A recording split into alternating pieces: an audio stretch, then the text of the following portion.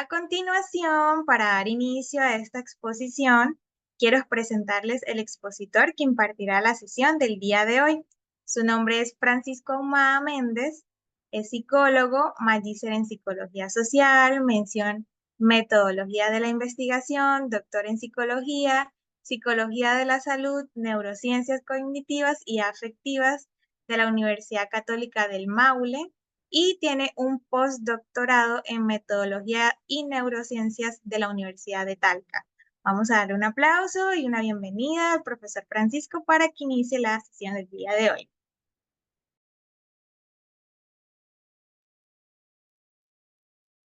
Hola, hola, buenas tardes a todos. Un gusto estar Buenas. acá y poder hablar de estos temas. Espero que sea de utilidad sobre todo, que sea interesante la mayor parte. Y bueno, y al final escuchar sobre todo que la parte más enriquecedora, las preguntas que puedan tener. Em, Como siempre uno comparte, ¿cierto? La diapositiva que prepara y que resulta de apoyo. No sé si ahora se está viendo. Sí. Sí se ve. Tienes que Ya, ponerlo en modo presentación. perfecto. Ahí debiera verse en ese modo. Súper. Em, vale, gracias. Bueno, como se mencionó, este seminario es parte de un curso que va a ser, cierto, más adelante. Em, Y claro, uno igual decide en parte como qué incluir o qué no, para no ser tampoco repetitivo, si acaso incluir parte de ese curso o quizá hablar de otros temas anexos. La verdad, en esta construcción uno va haciendo un poquito de ambos, ¿cierto? Y es un poco también el espíritu de este tema, como dice ahí, de citas y referencias, ya que si bien uno basa su conocimiento en la lectura de otros autores y autoras. Nunca es una escritura exacta, sino siempre tiene un poco de interpretación. Si bien uno reconoce aquellas personas que lo inspiraron a uno, que puede ser o algún experto, algún profesional, puede ser algún profesor, ¿cierto? O a quienes siempre vamos leyendo libro, artículos, uno igual siempre hace una pequeña interpretación de lo que ahí está leyendo, ¿ya? A menos que sea algo textual, ¿cierto? Pero si no, uno tiende a hacer ese parafraseo que es como un estilo, ¿cierto? Un estilo de escritura. Y cuando uno se va desarrollando en diferentes áreas, como que empieza a tomar ese estilo que yo le menciono. En mi caso, por mi área de desarrollo, es un estilo más de neurociencia, neuropsicología, más de diseño experimentales, lo cual se nota igual en mi escritura. Ya me imagino que los que están acá escuchándome quizás están en una etapa de escritura de artículo o de tesis, o simplemente le llamó la atención o piensan quizás en escribir en algún momento. Y cuando uno escribe y hace estas citas y referencias, ¿cierto? O cuando hace, ¿cierto? Este proceso, poco a poco se va convirtiendo en escritor o escritora. ¿Ya? Solo que tiene ciertas reglas, que en este caso son reglas como dice ahí, de escritura académica, pero no deja de ser uno un escritor, ¿ya? Que también pudiera dedicarse en otros aspectos, ¿cierto? Uno pudiera dedicarse a hacer ficción, por ejemplo, y también se va a inspirar en otras obras que quizás no las cita o no las reconoce. Pero ahí está la idea de inspirarse y la idea de cita de traerlo un poco al presente, de llamarlo. Nosotros comúnmente usamos esta palabra de cita, ¿cierto? Cuando tengo una reunión con alguien, una cita, que viene de esta idea de traerlo al presente, de reconocerlo. Entonces, a mí me gusta mucho ordenar mis temas con preguntas que están ahí, ¿ya? Y la idea es ir abordando un poco de manera claramente, no sé si rápida, pero quizás no tan profunda como podemos hacerlo con más tiempo después en el curso, pero sí que les deje como un gustillo de que quiero saber más, ¿cierto? O que quisiera preguntar más. Ahí hay lo típico, ¿cierto? Que es una cita y referencia, que ya por la pregunta se entiende que son diferentes. ¿Por qué se hacen? ¿ya? ¿Cómo afecta este tema de cita y referencia al mundo académico? Aquí estamos hablando, como les decía al inicio, solo del mundo académico, sabiendo que hay otro tipo de escritura y hay otro tipo de fuentes que nos pueden inspirar a escribir. ¿Qué se espera de uno? Porque al realizar este acto de escribir, esta acción, uno poco a poco se vuelve escritor o escritora, ¿no? No sé si muchos de ustedes quizás, más allá del mundo académico, pensaron alguna vez en la infancia, quizás yo lo hacía mucho, en ser escritor, en escribir de diferentes temas. Además de cuándo es necesario hacer una referencia, también hay momentos que uno se pregunta, y da lo mismo si uno está recién comenzando o si ya lleva muchos años, uno se pregunta si será necesario hacer una referencia. Ya no sé si algunas veces le ha pasado que uno como que sabe un tema, ¿cierto? Sabe sobre un contenido, sobre una teoría, pero no recuerda si lo leyó, si se lo dijo un profesor, un docente, si algo que uno cree, entonces se pone a buscar la cita o referencia de algo que ya, entre comillas, sabe, que parece de sentido común. Entonces ahí uno se cuestiona, ¿será sentido común? ¿Es algo obvio que todo el mundo sabe y no necesito referenciar o no es así? La parte de qué es el plagio y una parte muy somera, ya muy introductoria de algunos estilos, porque la verdad hay una variedad de estilos. Uno conoce algunos, como aparece ahí APA, que uno que veremos con mayor profundidad en el curso, pero además de APA, de Vancouver, de Chicago, de MLA, etcétera, que en general los podemos dividir a aquellos estilos que ponen apellido y año y aquellos estilos que utilizan un número, ya un número que va en orden correlativo según va apareciendo en el texto. Además de eso, cada vez más las revistas utilizan sus propios estilos, ya sus propias maneras de hacer citas y referencias, que si uno piensa en los miles de revistas que hay, poco a poco se está convirtiendo en miles de estilos. Pero uno, cierto, de los más utilizados es APA. Ahí yo puse que es de la misma página de APA, a propósito de hacer cita y referencia, como ya estamos en inglés en la séptima edición y en español está en la tercera. Ahora que quiero comenzar con una pequeña anécdota porque, claro, uno quizá en lo cotidiano no anda citando a otros o citándose, ¿ya? Como una especie de autocitas. Pero en el mundo académico sí es importante reconocer aquellas contribuciones y también ser reconocido, ¿no? Si bien, y esta es opinión mía, siempre es más importante la contribución en sí, el aporte teórico o empírico o metodológico, más que el autor, ¿ya? Siempre ayuda a ese reconocimiento de autor para poder continuar en el tema de ciencia, financiamiento, etcétera, ¿ya?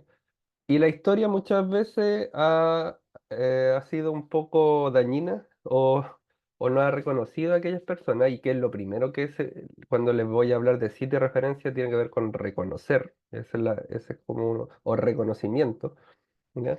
Y a veces la historia no ha sido así. Entonces yo aquí puse de ejemplo, seguramente han escuchado de esta doble hélice del ADN, ¿cierto? De Watson y Crick que uno, en sus libros de biología, la foto que está abajo a la izquierda aparece siempre, Watson apuntando, ¿cierto? Etcétera. Y en el artículo de ellos, ya publicado en una de las más prestigiosas revistas, que es Nature, aparece en dos páginas. Una de esas es la fotografía 51, que es la que se ve ahí. Esa fue la primera imagen que, claro, con mucha imaginación, por lo menos yo no tengo tanta para poder ahí identificar que es una doble hélice, pero a través de esa imagen, Watson logró darse cuenta que esa es la forma o la estructura del ADN, ¿ya? Y a partir de ello, premio Nobel, etcétera, y reconocimiento al fin de los tiempos. Pero esa foto no fue tomada por él, fue tomada por Rosalind Franklin meses antes de que Watson la viera y se supone, o eso nos dice la historia, él solo de un vistazo logra decir, ah, es que está en doble hélice y Rosalind Franklin meses viéndola no logró darse cuenta de aquello, ¿no?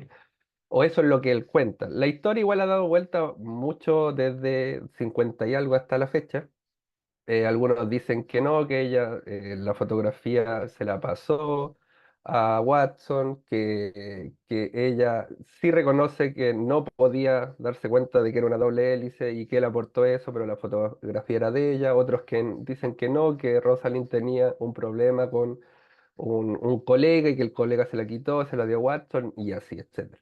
El asunto es que hace poco Nature reconoció que primero que debió en su tiempo Watson y Crick haber dado el crédito al menos de la fotografía, al menos, ¿ya? De la fotografía que era de Rosalind y que a partir de esa imagen se logró crear, ¿cierto? O hipotetizar y finalmente comprobar la estructura del ADN. Y da pie como para muchas cosas igual, ¿no? Pie para, por ejemplo, estas city referencias de figuras o de tablas, si la creo yo, si me inspiro en otra tabla, en otra imagen, qué tanto me inspiro, qué tanto es copia, o si alguien que saca una imagen, en este caso como Rosalind, debe ir como autor, debo ponerla como un pie de página. Da para mucho, la verdad, y bueno, ahí yo les dejé a propósito de esto la cita de Cobb y Comfort, donde se habla un poco de toda esta historia que les estoy comentando, y bueno, con un título como medio provocador de que Watson y Crick le robaron más que una foto a Rosalind, sino que también le robaron como toda esta, que en la palabra de la cita, este reconocimiento de la imagen, ¿ya? Em, entonces, claro, en términos prácticos o más directos, quizás que prácticos. Ya, esto de mi tesis del doctorado. Y bueno, lo de Castañeda que aparece abajo es una interpretación de lo que sería una cita y que sería una referencia, pero también me gusta poner cosas que escribo para poder entender mejor o para poder explicar mejor lo que quiero decir. Ahí hay como en la introducción la problematización, como pueden ver, que tiene que ver con algo que estudié hace tiempo que se llama flexibilidad cognitiva, que es esta habilidad de cambiar. Una parte que hace uno mucho en el doctorado, que hace uno en las tesis, ¿cierto? Que hace en los artículos, es leer, claramente.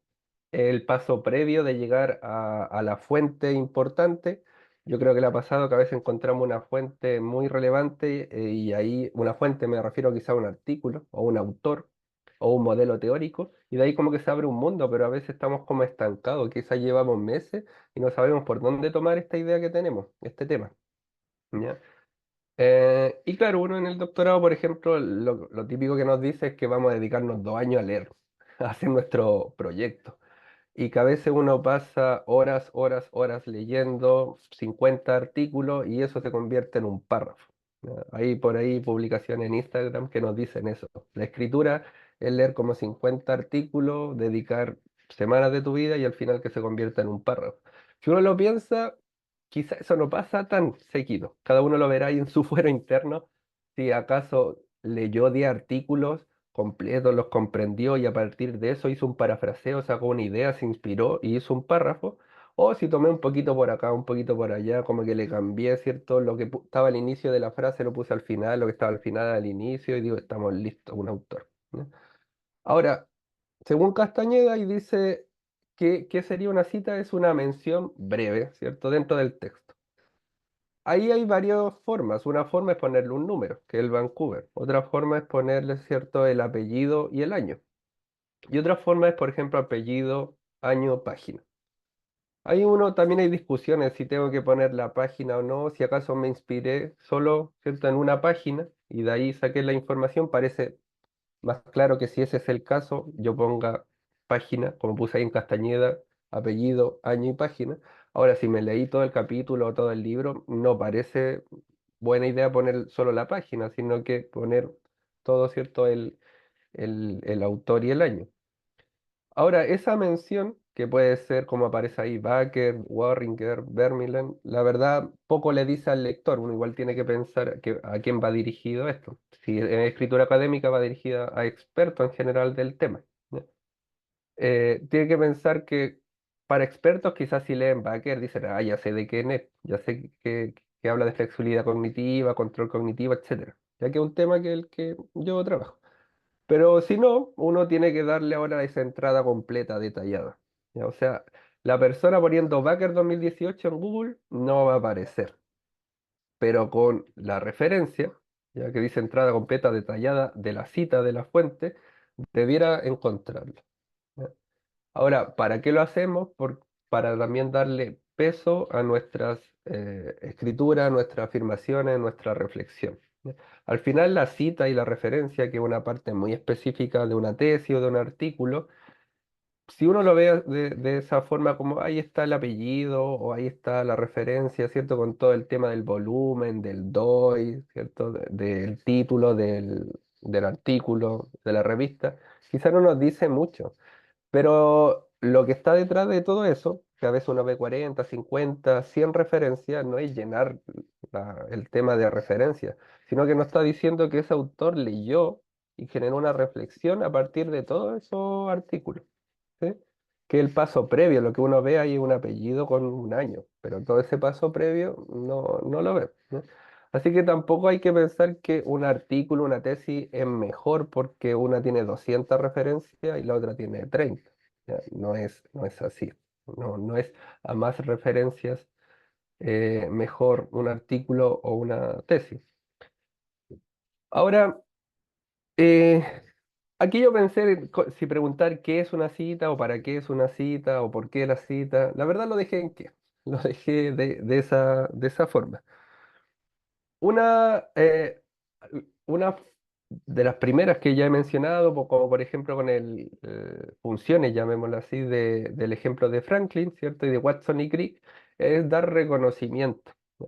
Ahora, no es reconocimiento eh, al autor como por ser solo un científico. Ya no, yo sé que en ciencia hay mucho tema de ego y de cierto sobresalir. Pero técnicamente la ciencia es así, bueno, la hacen las personas, pero si nos vamos a la parte quizá más romántica de ciencia, la idea de reconocer es reconocer el trabajo del autor y ojalá con humildad. Ya, el trabajo del autor, este trabajo que está previo, este trabajo de que a partir de meses leyendo, toda esa referencia que ahí están generó algo nuevo. ¿Ya? Eso es algo nuevo y lo recuerdo desde mi tesis de pregrado hace muchos ya años, que me decía mi profesor, es hacer conversar a los autores.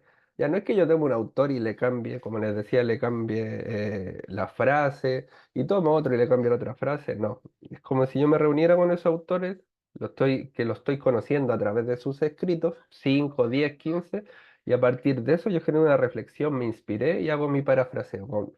Claramente van a ser con mis palabras y hay algunas palabras claves que no las puedo cambiar. Como hablaba flexibilidad cognitiva, no le voy a llamar de otra forma porque la ciencia igual tiene que ser un lenguaje directo y claro.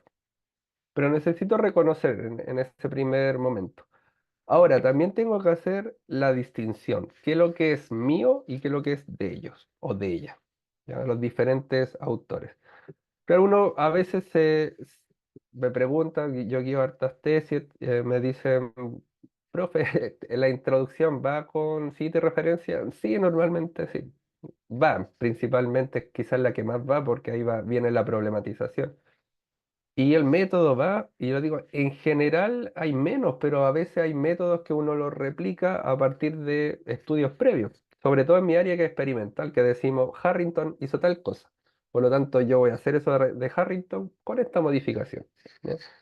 Y profe, y los resultados, en general no hay mucha cita, aunque pudiera uno empezar, incluir unas poquitas por ahí, con alguna cita de referencia, y la discusión, muchas veces me dicen, pero la discusión es de uno, pues es su reflexión, es discutir, reflexionar de los resultados a partir de la introducción, ¿cierto? La introducción me dio antecedentes, yo tengo algunos resultados, ahora tengo que ver si eso que yo creía o lo que me decía la literatura al inicio es así o no.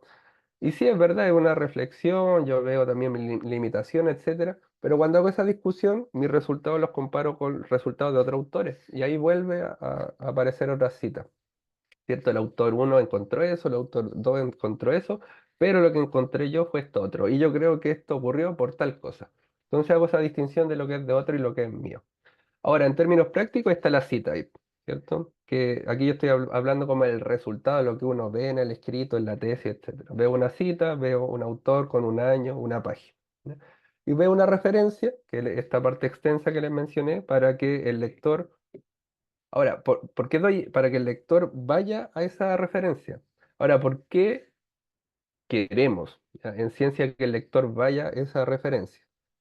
Porque hay que tener una actitud un poco de suspicacia, ¿ya? O sea, no hay, la ciencia, la filosofía básica de la ciencia no es decir la verdad. Otro tipo de conocimiento dice la verdad, pero la ciencia no, se va acercando a la verdad, pero nunca va a decir la verdad única. Ya no es el objetivo de la ciencia. Por lo tanto, no hay que creerle al autor totalmente. Suena un poco paradójico porque tampoco a mí me tienes que creer el 100% de lo que estoy diciendo. La idea es que uno genere ese punto de reflexión, de suspicacia, y decir, bueno, esta persona leyó a 100 autores, generó, ¿cierto?, esta reflexión, hizo parafraseo, etcétera, pero yo quiero ir a la referencia que me la dice para yo también hacerme una opinión de aquello. Ya por eso necesitamos localizar. Ahora, detrás de todo eso hubo un proceso largo. ¿Ya? Hay libros que funcionan bastante, que dice, escribe un artículo en 6 semanas, escribe una tesis, etcétera. O yo te escribo la tesis, eso lo veremos después. Pero hay un proceso, suponiendo que uno hace su artículo y sus tesis, hay un proceso de búsqueda, de extracción de información, que lo veremos en el curso, muy asociado a la revisión sistemática. Dónde extraigo la información, ciertos antecedentes teóricos, empíricos, metodológicos, de saber dejar fuera lo irrelevante y de incorporar lo que me parece relevante para mi problema de investigación, que eso es bastante común cuando uno ve un marco teórico como que está todo metido todo ahí, ¿cierto? 80 páginas, que muy bonito, pero como que ninguna me sirve para mi problema. Y uno dice, ya está bien, me escribió mucho de autores, de modelos, pero ¿cuál de estos nos sirve para el problema, para que la ciencia avanza así en problemas? Casi ninguno. Entonces, quizá ese modelo le sirve, una plana de la 80. Deje eso. ¿Ya? Entonces hay un proceso previo de problematización, como aparece ahí, y luego de la discusión, como les dije, reflexionar sobre los resultados que uno obtuvo de su estudio, de su tesis, a partir de lo que se sabe, y si acaso empujó un poquito más allá el conocimiento. ¿Ya? Y si lo empujo un poquito más allá, ahí uno ya es de uno, ¿cierto? Ya el reconocimiento ya es de uno, quizás otros nos citan, otros nos dicen cosas de uno. ¿Ya? Em, entonces, en la parte, llamémoslo acá de resultados, yo lo llamé así, ya eso lo llamé yo así, resultado y proceso, como la parte previa y la parte que se ve, si la quieren ver así. Y claro, para no hablar de lo que no sé, estos son artículos que ya leí hace hartos años que tiene que ver con un método, un diseño experimental, que como les mencioné en mi área de experimento y neurociencia, ¿no? Que es la idea de cambiar. ¿Ya? Eso que ven ustedes así como voluntaritas switching es la idea de cambiar y que uno tiene un costo. Pero los procesos psicológicos tienen un tiempo. O sea, si uno hace una operación matemática o algo muy complejo, se va a demorar más que si hace algo más automático, ya en milisegundos incluso. Entonces aquí ellos, Harrington y Logan, Catherine Harrington y Gordon Logan, inventaron en el 2004 un nuevo diseño para ver cómo la gente cambia de una tarea a otra y cuánto costo se demora. Eran tareas simples, como de cambiar de número, de letras, de color, etc. Y luego, ¿cierto? Para ver aquí cómo se puede observar el reconocer a distinción, ahí uno puede incluso hacer un seguimiento del artículo quizás más nuevo, 2024, y llegar al primero, ya al primero que habló de esto. Aquí ellos, ¿cierto? Hacen el reconocimiento. Harrington y Logan argumentan y ahí hablan de procesos voluntarios, top-down, etc. Y ahí aparece aquí al ladito sea, tenemos en el centro la cita y a la derecha la referencia, que sería la parte de resultado, lo que uno ve. ¿Ya? Cuando uno lee artículos y más artículos que tesis, a veces le parece sí bastante tedioso o incluso será necesario poner entre un paréntesis 10 autores. ¿Ya?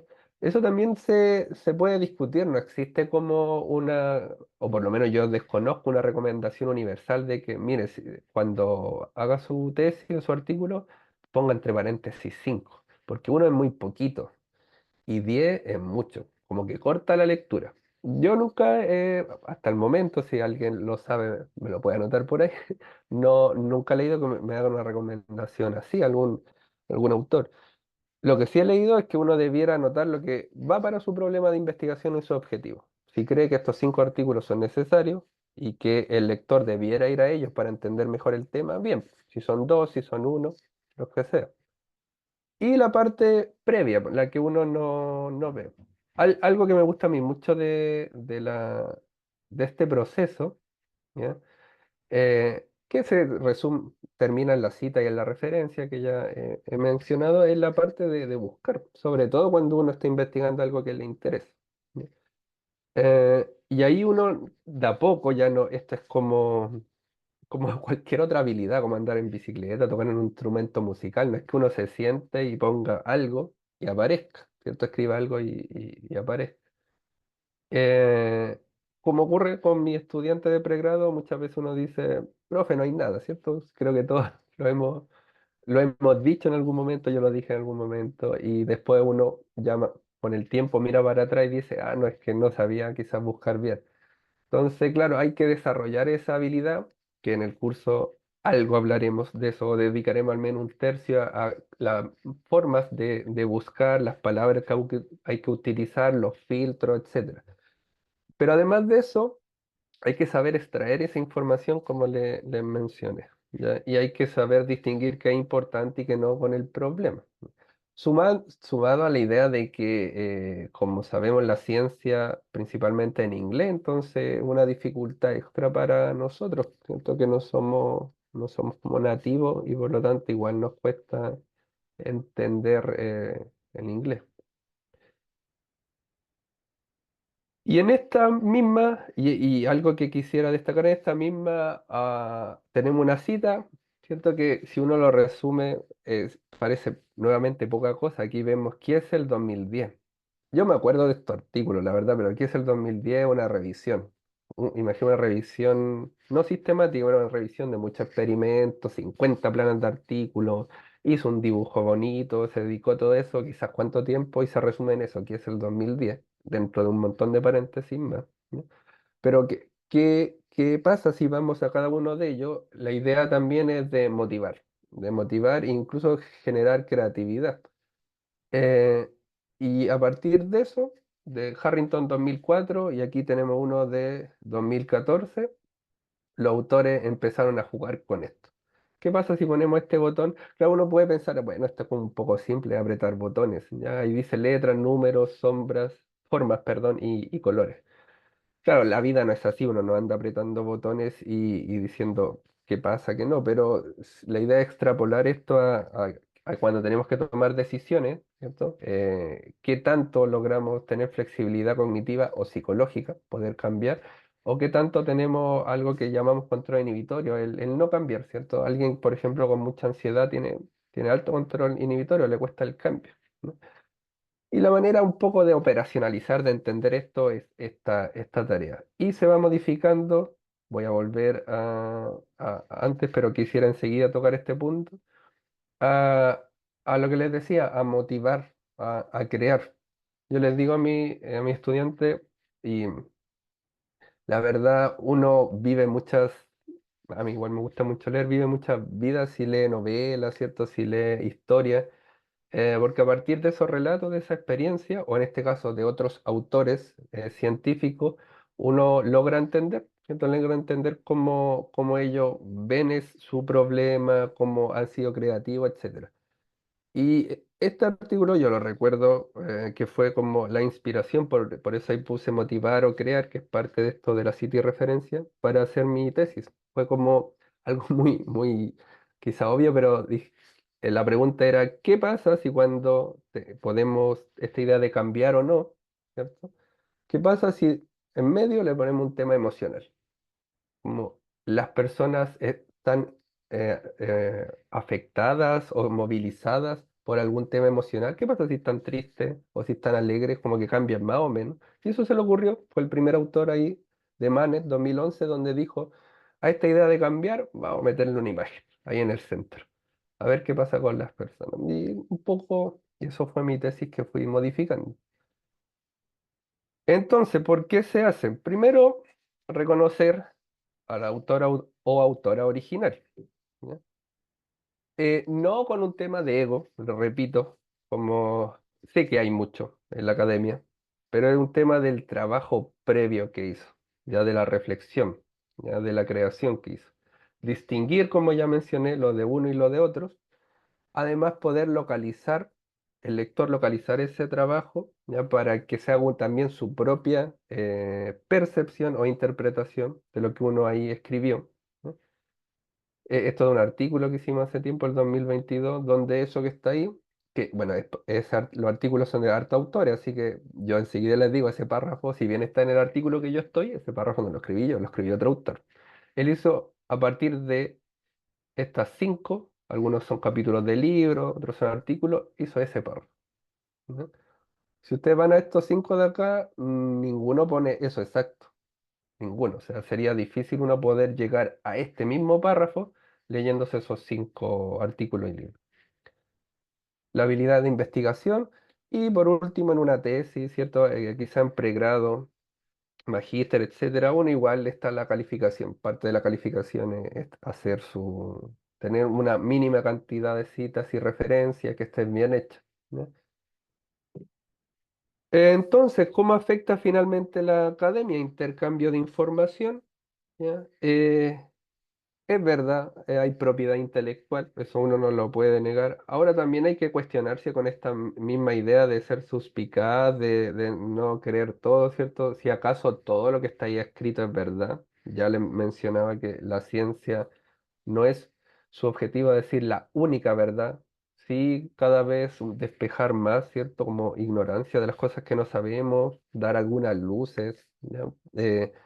Pero no porque alguien tenga, por ejemplo, un doctorado se convierte en un experto en todo, eso no es. Entonces, la verdad, todos podemos hacer ciencia, ¿ya? Motivar. También está esta idea de que y uno lo intenta evitar o lo recomienda, ojalá hacer la mínima cantidad de citas textuales, ¿no? O sea, hay menos procesos cognitivos ahí involucrados en una cita textual que en un parafraseo. Eso está claro. ¿Está mal? No. ¿Es como ilegal? No. Uno puede tomar cierto algo, una definición, etcétera, entre comillas, cita textual, listo. Ahora, se recomienda no llenar su tesis de cita textual. Yo particularmente cuando guía tesis les recomiendo, obligo, comillas, no hagan citas textuales. Si se están leyendo el artículo, escríbanmelo ustedes, escríbanme lo que entienden, ¿no? ¿Para qué hacerlo textual? Y para hacer ese salto ¿para qué les pido eso? Para que saltemos del repetir memorístico quizá a una creación de uno. Dígalo con sus palabras, solo que los conceptos principales, que puede que sea uno, es ese concepto, no lo cambia, pero por lo demás lo puede decir con sus palabras, ¿no? Y una estrategia de evaluación universitaria de siempre, ¿no? Em, ¿Qué se espera del escritor? Ya en este tema de cita y referencia, ahí hay una foto. Aquí mismo donde estoy sentado. Ese sería como mi escritorio hace un par de semanas. Bueno, que primero, como les mencioné, las fuentes, ¿cierto? Indicar la cita y referencia, reconocimiento, distinción, las tres palabras, ¿cierto? Reconocimiento, distinción y la cita y referencia para que el lector se haga su propia percepción de lo que uno ahí creó, ¿ya? También el tema ético, o sea, el tema ético que no es legal, ya, por eso es ético, de lo correcto, ¿no? Es algo que cada uno responde en su fuero interno, ¿ya? Uno puede encontrar también, es algo que uno, como les digo, de manera individual responde, uno pudiera, y ha pasado muchas veces, sacarse una excelente nota sin haber hecho nada de la tesis, o también muchas veces artículos, ya que se han publicado y que luego hay retracto, o sea, luego cuando se indagó de mejor forma, que yo les voy a mostrar uno, se dieron cuenta que inventaron datos. ¿Ya? Nadie escapa de esto. Ya da lo mismo si uno está en pregrado, magíster, doctorado, si es un investigador de décadas. La conducta ética es un esfuerzo diario. El escepticismo que le mencioné. eh, Ahora, el escepticismo y otra recomendación tampoco es ilegal, por llamarlo de alguna forma, hacer citas secundarias, ¿cierto? El autor A citado en el B.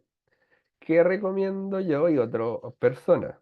Si ya se está leyendo una revisión sistemática, obviamente la revisión sistemática la resumió como 30 artículos, así que no tiene que leer los 30 porque esta se los resumió, pero hizo su propio resumen del artículo. Y claro, 10 páginas lo hizo en un párrafo. Entonces, vaya al artículo original, a la fuente primaria, no a la secundaria, y hágase su propia impresión. ¿Va a gastar tiempo? Sí, pero en esa lectura va a tener otra forma quizás de pensar, otra forma de encontrar solución al problema que planteó. ¿Ya? Reflexión, bueno, y crítica. Eso se espera un poco del escritor.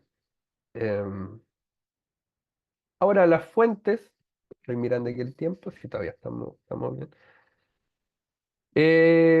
En general, ya no es, y lo veremos con el tema de cita y referencia, uno puede citar y referenciar actualmente casi todo.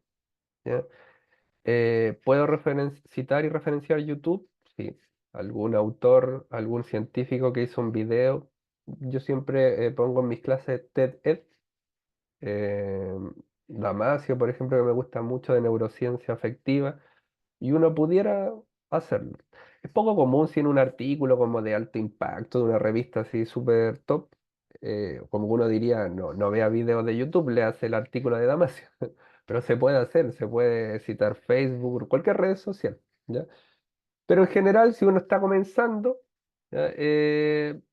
Recomienda ser cuidadoso de qué está leyendo. ¿Ya? Em, Así que, y sobre todo ya si lleva tiempo, como el gold estándar, las fuentes son estas revistas con revisión de pares.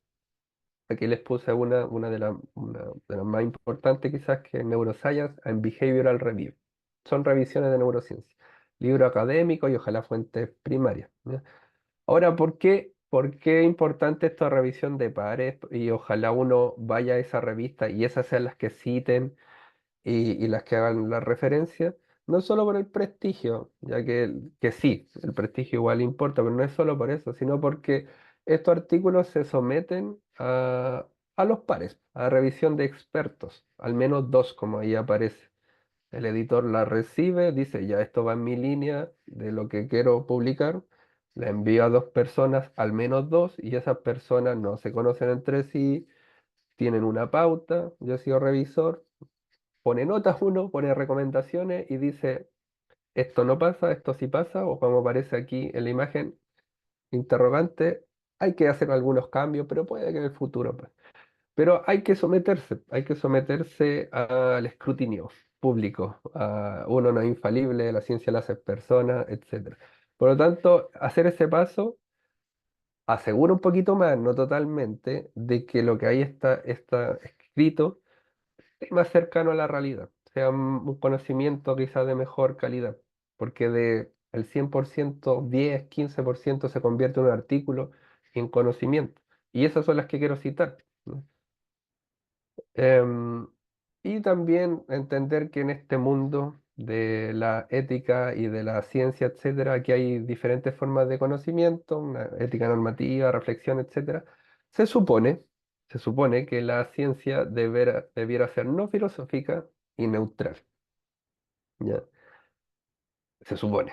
Claramente la ciencia, como les digo, lo hacen humanos. Y si nos vamos en el caso más de cita y referencia, ya para no ir a otros temas más polémicos, quizá, a lo mejor hay algún autor, como yo, Harrington aquí. ¿Por qué elegí Harrington y ese paradigma entre todos los que hay? Me llamó algo la atención, al final fue mi elección elegir ese autor, ese artículo, etcétera. Por lo tanto, tan neutral nunca va a ser. ¿ya? Y al mismo tiempo, cuando uno hace en este mundo de cita y referencia, también está la ciencia un poco respondiendo o esa es la idea, respondiendo a los problemas de la sociedad. Por lo tanto, uno cuando va leyendo y eligiendo ciertos artículos que va a citar y va a hacer su referencia, también va haciendo una reflexión de lo que hay en la sociedad. Aquí también le dejé en esa cita de Oleari que está pensado en la investigación, como el inicio de una investigación, un proyecto de investigación que es como lo típico que nos dicen del tema. ¿Y de dónde saca un tema? Mire a su alrededor.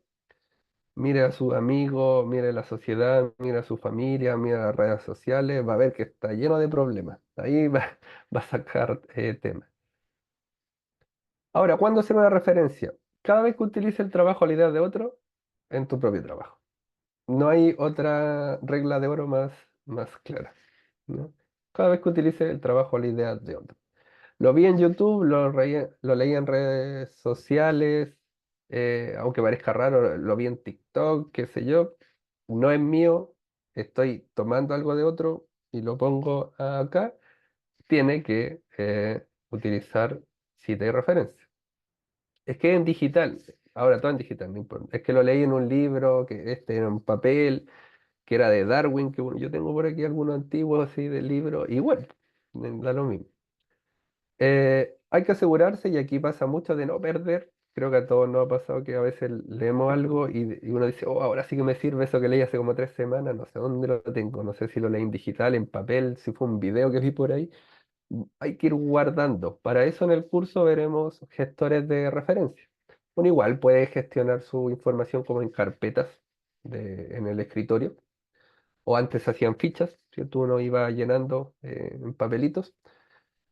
Como les digo, la carpeta del escritorio que funciona como una especie de memoria. Nosotros tenemos carpetas, le ponemos nombre y se despliegan otra, y eso va conectando. Igual que las redes neuronales, va conectando. El gestor de referencia nos ayuda un poco a ordenar aquello y al mismo tiempo nos ayuda a hacer cita y referencia y a ir cambiándolo. Como quiero hacer Vancouver, quiero hacer APA, quiero hacer de esta revista en específico, etc. Ahora, ¿cuándo no es necesario? tam- Aquí no existe una regla tan universal. Aquí sí. Ya si utiliza el trabajo, la idea de otro, tu propio trabajo, siempre. ¿Ya? Siempre hay que hacerlo. Incluso la inspiración, si lo quieren ver así. Igual hay una pequeña distinción entre cita-referencia, ¿cierto? Y a veces uno se inspira en otro y no está ahí como citado directamente, sino que leyó algún libro que lo inspiró, pero no está aquí citado, y uno le llama más como bibliografía, ¿cierto? Como que también, o leyó otras tesis que lo inspiraron y que no las citó directamente, pero que igual fue como una lectura previa y fue parte del trabajo de tesis o de artículo. Ahora, cuando la información es de dominio público, depende del contexto en general. ¿Por qué del contexto? Porque el contexto de mis lectores. ¿Qué puede ser muy de dominio público? De Santiago es la capital de Chile. Entonces yo no tengo que quizás hacer una cita, no quizás, no tengo que hacer una cita para decir que Santiago es la capital de Chile. Ahora, si necesito dar como una prevalencia o una incidencia de algún evento en concreto en Santiago de Chile el año 2023, ahí sí voy a tener que citar, porque no es como de dominio público, ¿sí? Ahora, en mi área, por ejemplo, hablar de una parte del cerebro o del electroencefalograma, es como que debiéramos todos saber de qué estamos hablando. Si digo flexibilidad cognitiva, como que no estamos ahí citando.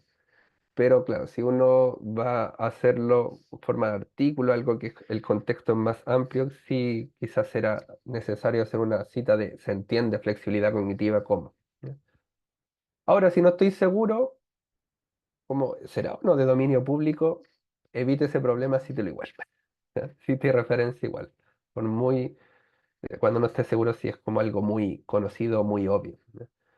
Tampoco cuando no es necesario, y esto lo hacemos siempre en la media, en la universidad, ¿cierto? Hacer ensayos, experiencia personal, opiniones o ensayos. Aquí hay dos que también los saqué de Nature. Pongo esa revista porque la verdad es como Science y Nature son muy famosas, ¿no?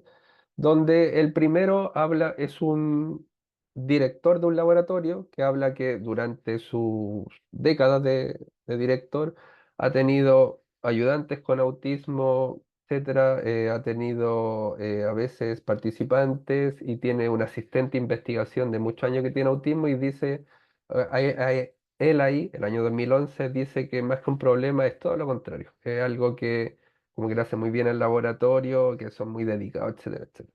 ¿Ya? Y en el otro es alguien, imagínense, que estaba estudiando doctorado, etcétera, y dice cómo todo ese proceso de tesis, de doctorado, etcétera, genera mucho estrés y desarrolla una depresión. Y ahí cuenta cómo un poco fue saliendo de la depresión. ¿No? Son sus experiencias, dice, no estoy, ¿cierto?, hablando de lo escrito, lo que dijo un video de otro, sino que es mi vida, no necesito citarlo. Ahora a veces, y muy en el lado médico, aparecen casos, ¿cierto? Ahí necesito con claridad tener el consentimiento de la persona, ¿sí? Por mucho que sea un caso, que yo esté dando la experiencia de alguien más, por mucho que haya un código, como que no digo el nombre de la persona, sino que es el ID o el paciente 01, igual necesito la aprobación, el consentimiento de la persona, de que yo puedo contar su experiencia. Ahora que es plagio, y ya para ir como a las 9, creo que hay que ir terminando, a veces el plagio es consciente, eh, deliberado, y otras veces, que es lo más común, ya, creo que es así, lo más común es por error, porque uno está aprendiendo. Entonces no sabía que tenía que poner una cita o referencia ahí, ¿no? Eh, Como la regla es que si yo estoy escribiendo de algo que leí, de algo que escuché, de algo que vi en un video que es de otro, no es mío, no es algo que yo construí, la regla es que tengo que citarlo y referenciarlo. Si no lo hago es plagio, ¿no? Como dice ahí, da lo mismo si en papel, si en digital, si audiovisual, si hizo una entrevista con alguien, un caso y me contó cosas, para todo eso. ¿Ya? Entonces, como en general ahí está la pregunta, ¿es voluntario? La mayoría, por mi experiencia, no. Es más por desconocimiento, por un tema de habilidades. Ahora aquí yo les puse un artículo que ahí está tan 2023 que habla que es muy común, incluso de personas de décadas también en este mundo de ciencia, tener errores de cita, referencia, o ya directamente plagios, y ya de forma no por falta de habilidad, sino deliberada. E incluso, ahí aparecen unos porcentajes, esto también lo tomó el autor de Nature, ahí está Nature y Science, 2010-2018. Muchos de los artículos que tienen retracto a veces porque el mismo autor dice, sabes que me equivoqué, es como súper honesto, saqué mal estos datos, bájenme el artículo. Y a otros los pillan directamente y los bajan. Muchos de esos retractos se citan aún más. O sea, la persona, el autor que está ahora escribiendo, llegó al artículo, no sabe que hay errores y lo sigue citando, ¿no? Entonces hay que tener igual cuidado. Si lo cito de forma voluntaria con error, sabiendo que es un error, o si es nuevamente por falta de habilidad, porque no lo desconozco, no tuve tiempo para asegurarme si aquel artículo tiene un retracto o no. Ahora, hay ejemplos voluntarios en muchos. ¿Ya? No reconocerlo directamente, digo que es mío, pagar, ¿ya? Pagar por... Yo hago asesoría metodológica, pero las asesorías no son hacer la tesis, son... O sea, uno dice, ¿y en qué punto cambia cuándo es como pagar por hacer tesis y cuándo es asesoría? Si uno se pone a escribirla, hace párrafo, es el escritor, po. Ahí uno es el que está creando, ¿sí? Si uno se pone a escribir. Y si es escritor, debiera ser parte del, como autor, ¿no? Colusión, ahí, ahora ¿a qué me refiero con colusión? Que son varios autores, ¿cierto? Todos empezaron a escribir un poco y después uno se avivó, uno de los autores, y dejó al otro fuera. Eh, Temas también cuando escuché algo, fue algo... estas de acá son más bien, quizá incluso más alejados de la ciencia, como sonoro visual, pero imagínense que fue algo que escucharon o algo que vieron asociado a ciencia, ¿cierto? De algún autor, fueron a una ponencia, etcétera, y no está ahí citada. El reciclar también puede ser muy común y es un problema que ocurre con los autores, por ejemplo, con el que les mencionaba de el cambio voluntario de flexibilidad cognitiva. Él definió el 2004, ella, perdón, Catherine, definió el 2004, esto entiendo por BTS, cambio voluntario. Y después, la idea de reciclar es que tomo mis mismos artículos o textos o tesis anteriores o etcétera, escritos anteriores y como que digo, esto igual me calza en esto nuevo que estoy haciendo, así que lo pongo nomás, sin citarme. Uno dice, ¿para qué me voy a citar si lo escribí yo? Pero ese reciclar, reciclar, reciclar tanto tiempo puede convertirse también en una manera deliberada de plagiar. Y es un problema para los autores porque si hay una sola definición de esto que les digo, ya de control cognitivo, de flexibilidad, como que cuesta cambiarla, ¿cierto? Y si esto lo tengo que anotar 10 veces en un artículo. O también algo común es citar, ya voy a poner estos 10 artículos aquí entre paréntesis. Me leí uno, pero no importa, voy a poner 10 para que parezca más lleno, ¿cierto? Esto es citar sin usar. Y lo más común es que sean no voluntarios, error en citar y referenciar, a veces textual sin comillas, parafrasear sin citar, como que hay una especie de inspiración, porque claro, uno leyó, pues, se entiende que leyó muchos artículos y dice, tengo todo este bagaje, este conocimiento, lo voy a escribir aquí en un párrafo. Pero uno tiene que cuidar que aquellos artículos que fue leyendo no se pierdan, porque si bien uno generó conocimiento, tiene ya pero igual se lo debe a lo que leyeron antes. El exceso de citas textuales, y ahí también está interrogante las citas secundarias, idealmente reducirla al mínimo. ¿Ya? Autor A en el B, ojalá léase el autor primario. Em, y aquí hay un ejemplo de una cita textual que puede ser por desconocimiento, donde de acuerdo con lo descrito es lo único como de uno, y todo lo demás es una copia directa de este artículo que hicimos en el 2019. Está todo aquí hacia abajo, ¿no? Em, ya para ir terminando, y esto en el curso se verá sobre todo APA con más detalles, seguramente todos han estado en esa tarea ardua de, y si es un autor, y si dos autores, dos más autores, y si es Facebook, y si es YouTube, cómo cito esto, si es una página, o si el autor cambió de nombre y todo ese tema, ¿no? Ayapa, por ejemplo, está Vancouver, ¿cierto? El comité médico, está Chicago, por ejemplo, o también MLA, etcétera. Hay muchos estilos y como les mencionaba al inicio, incluso cada revista está realizando su propio estilo. En parte por identidad igual, por reconocer qué revista es, ¿no? Y aquí hay una tabla como una tabla típica comparativa, que en este caso la fui creando bueno, del APA, como aparece ahí abajo, y de Turabian, les recomiendo que igual lo vean, que está acá, un manual para escritores de artículos, tesis y disertaciones, muy conocido ese libro, ya como en la novena edición. Entonces ahí aparece APA, Vancouver, Chicago, MLA, y si se dan cuenta hay pequeñas distinciones. Bueno, en Vancouver es mucho más evidente, pero en la otra es como después del autor, en APA es coma, del apellido, en Chicago no, en MLA, por ejemplo, no va el año, sino que va directo la página. Lo mismo podemos ver en la referencia y en los ejemplos que ahí dejo. ¿Ya? Todo este proceso siempre yo recomiendo igual conocerlo. Es, es verdad que hay gestores de referencia que nos van a agilizar esto, ¿ya?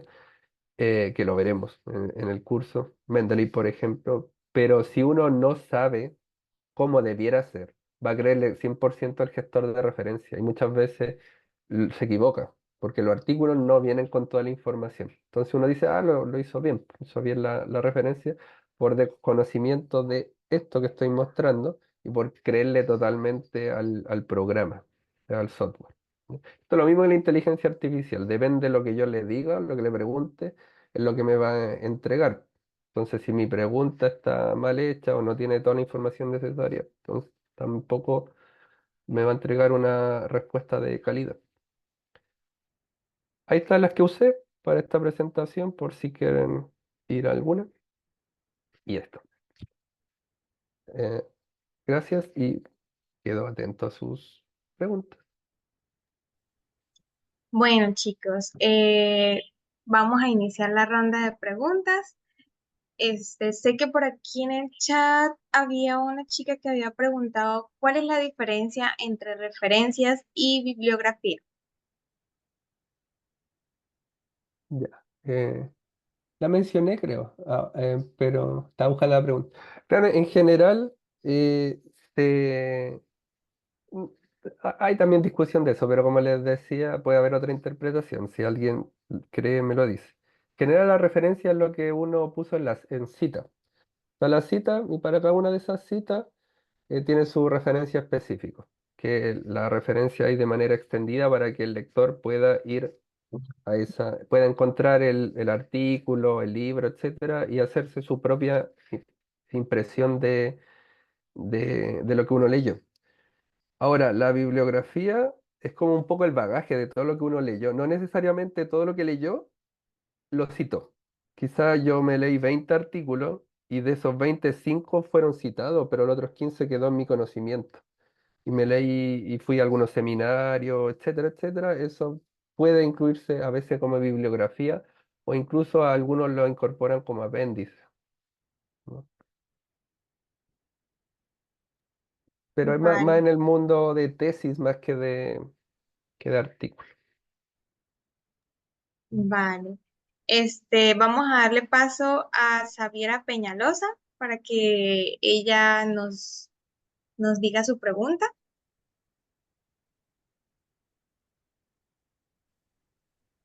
¿Aló, se me escucha? Sí, sí te ¿Sí? escuchamos. Buenas tardes ya.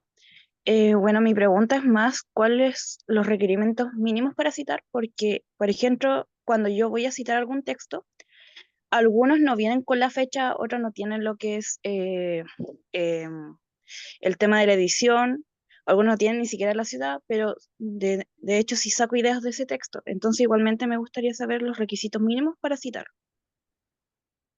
Claro. Claro, y no voy a decir que uno no debiera leer aquello, porque eh, claramente uno con esta idea de bibliografía, uno más se nutre de todo lo que lee. Pero muchas veces si esos textos, tampoco necesariamente son mala calidad, ya, para que no se me entienda mal, pero puede ser que sí sean de mala calidad si no tienen detallado todo aquello, ¿cierto? Como la edición, la editorial, su propio DOI, ISBN, etcétera, etcétera. Eh, o la otra, como uno lee mucho en digital, puede ser que al obtener ese libro, esa información no esté. La sugerencia es que toda esa información uno la busque. Ya la busque para poder hacer la cita y referencia más completa. No estoy diciendo que uno no lo lea. Ya como que, es que no tiene la información, mejor no lo leo. La busque para poder hacer esa cita y referencia lo más completa posible. Ahora, ¿qué pasa si no tengo esa información? Ojalá no usarlo. Ya no usarlo porque es posible que no sea de buena calidad. Ahora, si digo, no, si es de buena calidad, solo que esa información no tengo por dónde encontrarla. Igual es posible hacer una cita sin tener esa información, esa fecha, por ejemplo. Pero lo importante sí, porque esa es la idea, es que el lector logre encontrar con esto que yo le estoy contando, con ese mismo libro digital, por decir algo, ¿cierto? Ese libro digital que no tiene, no sé qué editorial es, ni de qué año, ni etcétera, ¿ya? Porque nuevamente es la idea de reconocimiento, distinción y que el lector se haga su propia impresión de lo que yo leí.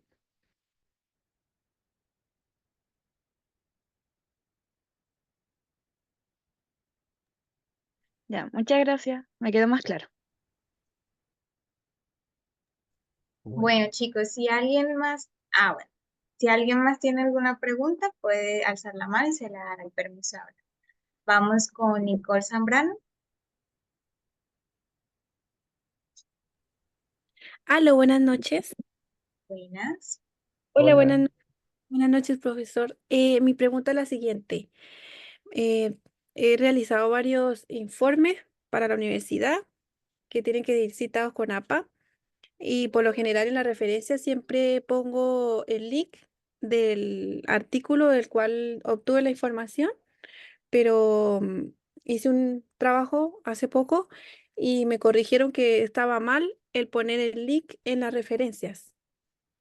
Entonces me llega la duda si debo poner el link en la referencia o si no lo debo poner en las referencias o en qué trabajos tiene que ser obligatorio y en cuáles no.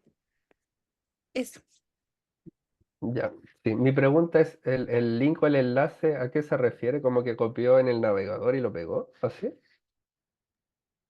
Em, Cuando aprendí, no sé si estoy, quizás lo haga mal, dígame. pero Sí. siempre en la referencia, por ejemplo, en mi informe cité a 4 autores, ¿ya? Tengo las citas correspondientes de los 4 autores y luego yo referencio a estos 4 autores en las Mm, referencias, claro. autorreferenciado. Al finalizar toda la referencia, siempre ponía el link de la página donde saqué el extracto para mi cita. Claro, claro, le entiendo. Claro, no sería correcto. Claro, lo que ocurre es que uno igual puede googlear un artículo y va a aparecer PubMed. No sé, la base de datos PubMed va a aparecer como el artículo online y quizás completo, como que no tengo que bajar el PDF digital para leérmelo. Muchas veces es así. O sea, yo lo hago, muchas veces leemos de internet, aunque si el artículo me es útil, lo bajo en PDF y me lo guardo. Pero claro, uno no tiene que poner el enlace del navegador. Lo que va en la referencia es el DOI del artículo. Ya el DOI o el identificador de ese artículo, porque ese artículo y su identificador es universal. En cambio, el enlace del navegador yo puedo encontrar ese artículo en muchas partes, en ResearchGate, en Web of Science, en Scopus, en PubMed. Entonces, claro, no sería en APA. Bueno, en todos los estilos no sería correcto como que yo copio el enlace del navegador y pegarlo en la referencia. ¿Ya? Ok, profesor, gracias. Bueno, vamos a darle paso a Magdalena. Sí, buenas noches. ¿Me escucha? Sí. Sí. Ya. Muchas gracias, profesor, por la ponencia muy buena. Yo tengo una duda y es bastante sencilla. Si es obligación, ¿está normado, por ejemplo, tener que escribir las citas en la bibliografía, que obviamente uno lo hace aparte en una hoja, ¿verdad? Después del trabajo. ¿Es obligación citar en orden alfabético o puede ser en orden cronológico, por decirlo, o ordinarlo en la bibliografía? Esa es mi pregunta. En las referencias, sí, es con orden alfabético en APA, por ejemplo. Sí, Ah, ya, las dos formas típicas, lo veremos en el curso como tenemos estos dos grupos. El grupo de que citamos en las citas son apellido, año. eh, bueno, para no enredarme con el tema de cita, pero vamos de la referencia, en la referencia en orden alfabético, no en orden de que yo he ido citando. Es decir, no es que si el primer autor es Warren con W, no es que ese autor vaya a ser el primero en la referencia. Ahora, en el caso de Vancouver, por ejemplo, ahí sí las referencias no son en orden alfabético, van a aparecer según han ido apareciendo en el texto. Entonces, la primera cita va a ser la número uno y esa es la que va a ir como referencia número uno, independiente del apellido del autor o autora. Así que sí, para referencia es en orden del primer apellido del primer autor. ya. Entonces, eso de Vancouver es distinto, es otra forma. Y en ese caso, Otro estilo. No. claro, uno debiera poner número uno dentro del ensayo o de lo que sea que esté escribiendo, del proyecto, ponerle un número uno. Claro. Ah, Ponerlo, claro, según vaya apareciendo en en el artículo, tesis. Hay ordinario. harto, claro, como Perfecto. correlativo. Sí, hay harto revistas que son como un poquito quisquillosas en esos temas de repente, pero son como detalles, como que pongo el uno al lado, el uno aquí arriba, etcétera, pero al final están como estos dos grupos. Y uno de esos, como Mm. Vancouver, es por orden según vayan apareciendo en el texto. ¿Sí? Perfecto, profesor. Muchas gracias por responder mi duda.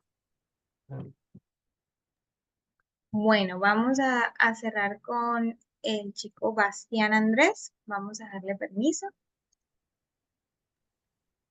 Hola, buenas. Hola. Tengo una consulta con respecto a la traducción de textos. Me refiero a si estoy leyendo un documento que está en inglés y mi público objetivo está en español, en el momento de hacer una cita, tengo que denunciar que es una traducción propia mía, personal del texto en inglés, o tengo que romper la orgánica de la lectura mencionando que fue traducido. No, no, la verdad nunca he visto claro, como la ciencia, la mayoría está en inglés. Es verdad que uno hace a su idioma, ¿cierto? Ese cambio, esa traducción, y puede que luego lo escriba en español y lo deja así, castellano, pero no, no es que uno tenga que, uno cita directamente el artículo o libro que leyó. Me ha tocado, por ejemplo, yo no sé nada de alemán ni de chino, mandarín, etcétera, pero he encontrado por los resúmenes, porque los resúmenes están en inglés, español y en chino, que me sirve ese artículo y he tenido que pedir que alguien me ayude a la traducción. Pero al final, claro, no es que yo vaya a citar, como escuché, como romper la fluidez de la lectura poniendo entre paréntesis esto fue una traducción porque no es común, nunca lo he visto, la verdad, por mi experiencia no, no. Y lo otro es que es muy común, por ejemplo, ya personalmente, que uno, si es verdad que lo lee en inglés y lo escribe en español, pero después igual lo publica en inglés, que es el idioma, como les digo, de la ciencia.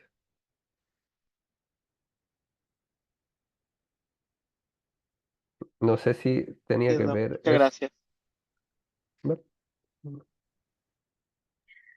Bueno, chicos, de acuerdo con el tiempo, damos por cerrada lo que es la ronda de preguntas, ¿sí? Entonces, le damos muchas gracias al profesor Francisco por tomarse su tiempo, por impartir conocimientos y para que se animen a inscribirse a este curso que va a dar el profesor. Entonces, profe, le dejo para que usted los invite a todos a que se inscriban en este curso. Claro, claro, estoy invitado al curso. Como les mencioné, vamos a profundizar en algunos aspectos, sobre todo de estos dos grupos, de APA y del grupo, llamémoslo de los números, ¿cierto? De como Vancouver. Pero además, y que creo que resulta incluso más interesante, el tema de buscar la información de las bases de datos, de hacer este proceso previo que les decía yo, este proceso reflexivo de tomar la información y convertirla finalmente a algo de uno, convertirse en autor, etcétera, y algunos, llamemos recomendaciones de artículos, de tesis, de cómo hacer, ¿cierto? De los pasos que uno puede seguir. Y también voy a entregar alguna información de cómo ir escribiendo, ¿cierto? De las diferentes formas de hacer parafraseo o de vínculo entre párrafos, que es algo que se va, si bien se va con la práctica desarrollando, siempre son buenas estas recomendaciones para poder ponerse a escribir, ¿cierto? Hacer esto. Bueno, chicos, ya oyeron al profesor, están totalmente invitados a que se inscriban a este curso que se llama Profundización en APA y Estrategias para Bases de Datos, Gestión de Tesis y Publicación de Artículos. Entonces, sin más que decir, doy por terminada lo que es la ponencia del profesor. Profe, no sé si quiera acompañarnos para lo que es el sorteo, Claro, claro.